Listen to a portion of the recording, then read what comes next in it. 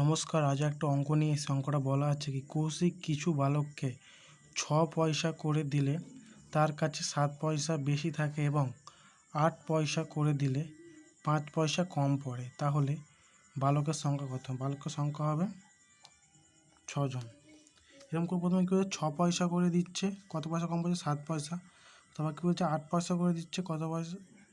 প্রথমে 6 পয়সা করে দিলে 7 পয়সা বেশি থাকছে, ও পরে যদি 8 পয়সা করে দেওয়া যায় তাহলে 5 পয়সা কম পড়ছে।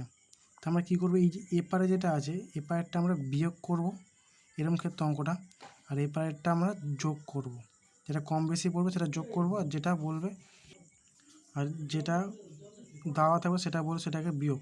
তাহলে 6 থেকে 8 বিয়োগ করলে কত হবে? এটা আমরা 8 চলো লিখতে 2 লিখবো আমরা, এখানে মাইনাস পয়সা কোনো ব্যাপার না। এটা 8টা থেকে 6 বাদ দিলে 2, এবারে কত বলেছে?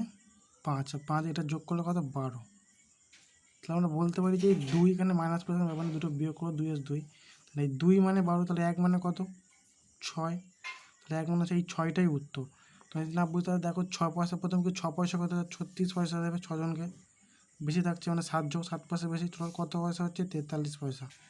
তারপরে কী বলছে, 8 পয়সা করে দিলে তাহলে কত হবে? 6 গুণ 8, 6 48, কত পয়সা বেশি কম পড়ছে? 5 পয়সা, মাইনাস 5 করলে কত হবে? 43 পয়সা। 43 পয়সা তার কাছে ছিল। তাহলে উত্তর কত হবে? 6 জন।